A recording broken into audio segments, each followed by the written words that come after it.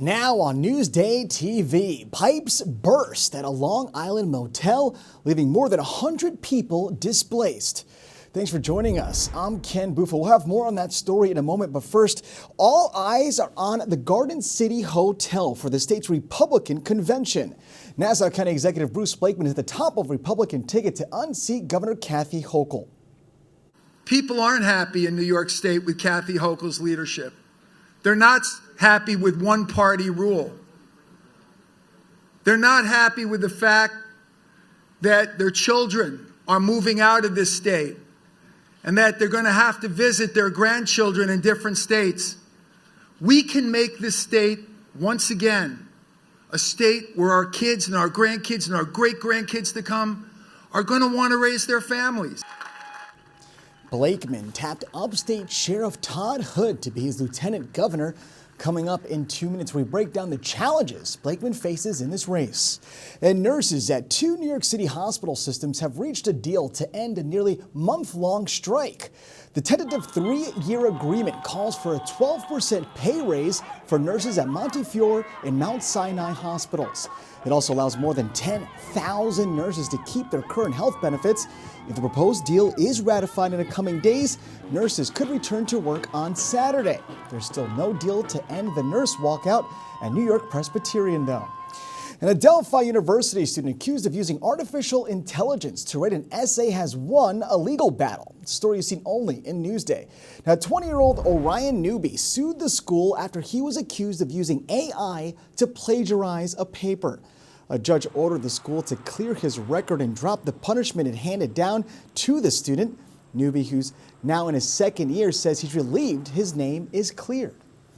All right, let's take a look at tomorrow's weather. It was cold all weekend to see if we get any relief tomorrow. And 30, it's somewhat of a relief. We'll have clouds overhead. Of course, we'll have that 7-day forecast for you later in the broadcast.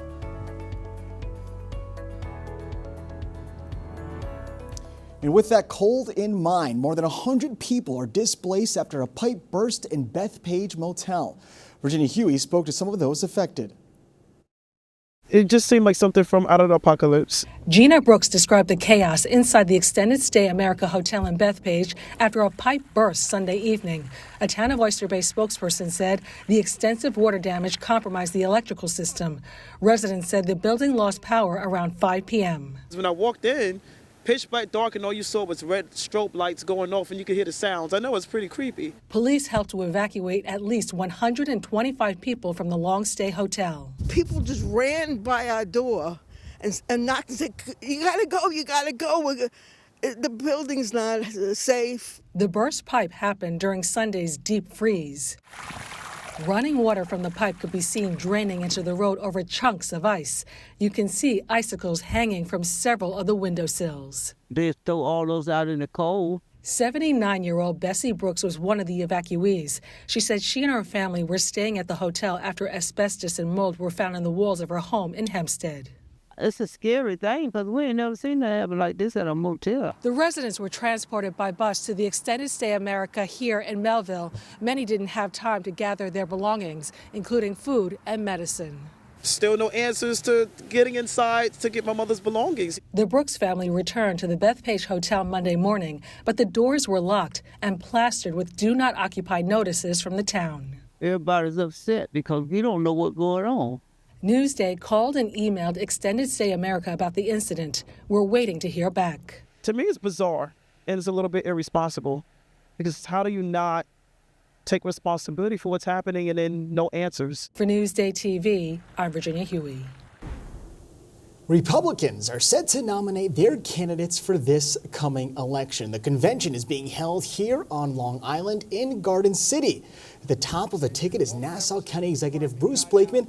He became the clear frontrunner to challenge Governor Kathy Hochul after upstate Congresswoman Elise Stefanik dropped her bid for the nomination. So what are the challenges Blakeman faces and what can we expect to hear out of the convention? Newsday TV political analyst Joy Brown and political consultant Mike DeWiziak are here with me now. And Mike, we start with you. So what are some talking points that we're going to hear? Well, what you're going to hear is Bruce Blakeman starting his campaign and starting to be more of a, not only just a centrist, but more of a geographical strategy, moving out to, again, now once you get out of New York City, New York State is comprised of towns and villages. And he's got a lot of really good talking points. Kathy Hochul has twice gone after home rule, local zoning control, and that is anathema to the suburbs. And this is where the race can be won or lost. So I think you're going to see him expanding a more, not only centrist message, but more of a broad geographical message. Conventions are a time where you get the microphone to yourself. It's not a debate situation. You get to get your talking points out very clearly. He's going to start talking about getting rid of cashless bail. He'll talk about the city Democrats' progressive policies having gone too far. And I think you're going to hear the name Mondami mentioned a lot. That's the Democratic punching bag as far as the Republicans are concerned, and they're going to keep swinging. So I think you're going to hear all of that messaging, and just talking about the progressive policies of the New York City Democrats just having gone too far. And what about immigration? I think you're going to see again more of a moderate view, moving a little bit. He's not going to disassociate from ICE, but he already is taking a point of the worker program. So talking points like we're not going to waste money on people who've been here for 15 minutes, but people who have invested in the community and have been here for a long time should be able to stay through a worker program. So he's already taking a more moderate point of view. Now, Joy, let's stick with immigration, because Newsday recently published an article analyzing how Blakeman needs to be careful with the issue of immigration, given the shift in public opinion about the Trump administration's crackdown. How do you feel? Well, he's got a difficult row to hoe here.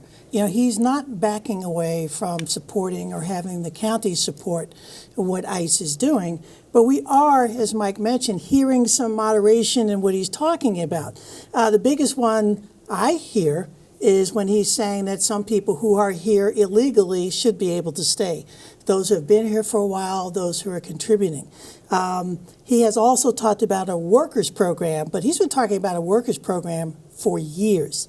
The significant change here is people who are here illegally, some of them should be allowed to stay. Also, he'll have a chance on immigration to go after Hochul, who has proposed a statewide ban on local police working with ICE. Bruce Blakeman defends what Nassau County is doing with ICE, and he thinks that that's something that's necessary. And what about the opinion on Trump's crackdown? The opinion on Trump's crackdown, I think that's maybe one reason why he's talking about having some people stay. We haven't heard him come out and say what's happening there is terrible. What we have heard him come out to say is what's happening there is terrible because the public officials there don't speak highly enough of the police. Totally different view on it. And Mike, what kind of attacks are we going to hear about Blakeman and the Republicans? Well, coming out at least from Blakeman and the Republicans. Well, once again, I think you're going to hear more attacks on Donald Trump than you are Bruce Blakeman. The Democrats have their punching dummy as well, and that's Donald Trump. So I think you're going to hear a lot more attacks on Donald Trump and trying to tie Blakeman to Trump and his more extreme policies. Joy, my question for you is, what can Blakeman hope to accomplish at this convention? Well, look, he's following a game plan that Lee Zeldin threw down 4 years ago when he all came very, very close, very, very close to being our first Republican governor in a very, very long time. But again, as Mike has said, Bruce is going to have the microphone to himself. I should say the county executive is going to have the microphone to himself. He gets to introduce himself. Not a lot of people around the state know who this guy is. We do, but they don't. The other thing he gets to do is he gets to define himself, to have other people look at him not as the Nassau County executive, but as the good candidate, the best candidate for the governor of the state of New York. Now, Mike and Joy, what is the symbolism of the convention being on Long Island? Mike, we'll start with you first. Well, I think it's probably a very strategic pick. I mean, it's a place where it's going to generate a lot of excitement to his base. And look, this is a home game for him. He's in front of a hometown crowd. You could probably generate not only a lot of enthusiasm, But also, he can use this now as the platform to say, okay, we're not New York City. That would strategically not be the right look. So he can use this strategically to not only gin up his base, but also kind of make those connections to those upstate towns and villages who probably feel more as Long Islanders do and will than people in New York City. Enjoy the symbolism of having a convention here? Well, symbolism, I mean, you got to have it here. New York, and especially Long Island, we're going to become pivotal, not just in the race for governor, the city-state conflict, city-suburb conflict, but also in the balance of power in Congress. We have 2 congressional seats up here that Republicans desperately want one of them, and Democrats want both of them. I should say Republicans want both of them as well. So if he can set a good scene here, if he can get people excited about Republicans and the Republican Party and what Republicans have to offer, it's not just New York that he hopes will go Republican, but also that Long Island will have a say in the balance of power once again in Congress. It's going to be a very interesting race. Thank you, both Joy and Mike. Thank you for sharing your expertise with our viewers. Now, for comprehensive coverage on the race for governor and all the issues that affect your life, stay with Newsday TV and Newsday.com. It's going to cost more for some Smithtown residents to get residential and commercial construction permits. Newsday town reporter John Paul Salamanca breaks it down. Smithtown Town Board recently had approved an increase in residential and building-related working fees in Smithtown, including electrical permits and new pool and fence installations. It takes effect on April 1st. The reason why they're doing this is because over time, the last few years, costs have gone up across the board from inflation, employee salaries, pensions, healthcare benefits, and this has resulted in a situation where the town has had to increase those fees in order to basically keep up with the costs. Out East with Doug Geed is brought to you by Connect One Bank, a better place to be. The Long Island Aquarium in Riverhead is one of the island's most popular places to visit, and there's more to it than just fish. Let's head out east with Doug Geed.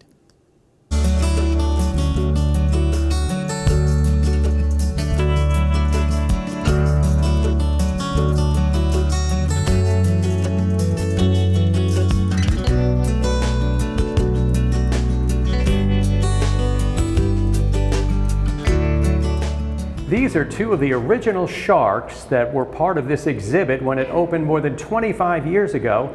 And believe it or not, they were swimming in Long Island waters before being brought here. I'm Doug Geed, out east for Newsday TV. Let's pay a visit to the Long Island Aquarium in Riverhead.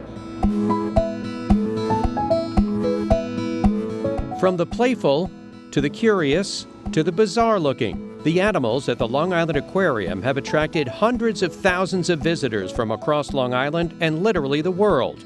Sharks are definitely one of the most popular attractions, and while you may think they're the most menacing creatures here, these serene-looking corals are arguably much more vicious. So corals are animals. They have sweeper tentacles loaded with stinging cells, so they will sting and kill their neighbors. So it's a very competitive world. It looks very static when we're looking at it. You're like, oh, this is really beautiful. And it is, but it's a very dynamic, aggressive world. Then there's the less aggressive. This is Pam. Pam was the first penguin hatched at the aquarium. She just celebrated her 16th birthday and now has plenty of companions. Well, everybody's so different. It's part of the reason why I think I fell so in love with them, because their personalities are so far ranged. Then we do have birds out there that are a little extra spicy, and everywhere in between. And while most of the inhabitants here swim, others fly. We house up to 150 species of butterfly. At any given time, we'll have between 600 and 800 individuals. The butterfly, bugs, and bees exhibit is in a tranquil 80-degree room. What's the reaction of people who come in here, especially like the little kids? We hear gasps when they walk through the door because it's so exciting and up close and personal. You're really immersed in a different world when you enter this room. It's massive compared to when we first opened. We've been adding new habitats throughout the years. We're on 3.2 acres. We also have the hotel next door and the marina with the canoe and kayak rentals, so it's definitely a destination. In Riverhead for Newsday TV, I'm Doug Geed. It's an awesome aquarium. To see more out east, go to Newsday.com. Click Get More below the Newsday TV video box.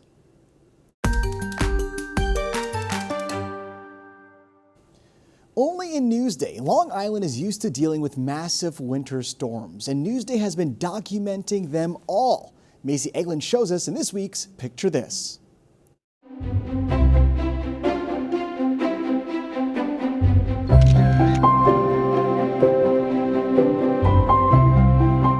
Listen, I am sick and tired of this winter weather, and my guess is you probably are too. And I think it's because we're just not used to it.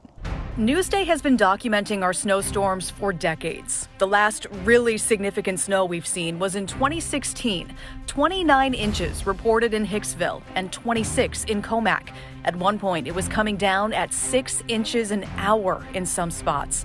But our location right on the coast makes these storms difficult to forecast. It's always a very complicating thing here for meteorologists because we're always right on that edge. Is it going to be all snow?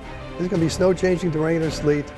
And that's the trick, trying to figure that out. And those snow totals can be drastically different, even just a few miles apart. Here on Long Island, North Shore, South Shore, East End, in towards the city, it's like two different climate regimes. But it seems no matter where you are, every 10 years, the whole island gets clobbered. Before 2016, it was 2006.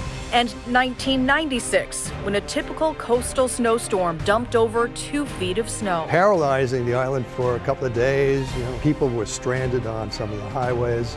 LIR shut down, we lost power. So yes, we've been here before, and frankly, we've been pretty lucky. Our winters have been warmer on average, and the big snowstorms have been few and far between. But 2026 could potentially be one for the record books.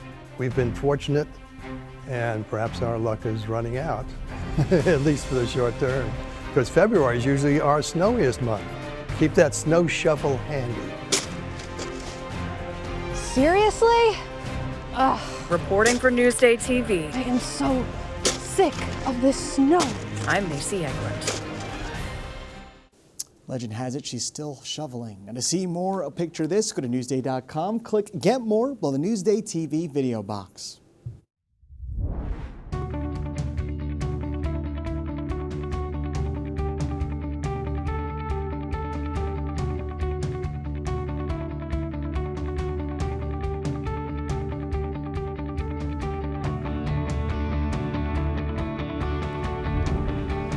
All right, let's take a look at your 7-day forecast to see if it's getting any warmer throughout the week. And is that a 4?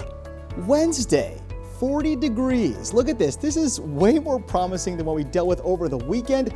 Boy, was it chilly. Listen, no rain or anything for the next 7 days. Monday, though, it looks like rain moving in, but temps will be near 40s. So you know what? This is fine.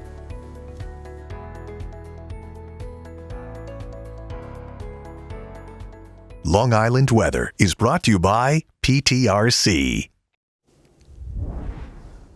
For more on the stories you've seen here today, head over to Newsday.com. Click Get More below the Newsday TV video box. I'm Ken Bufa. More news coming up.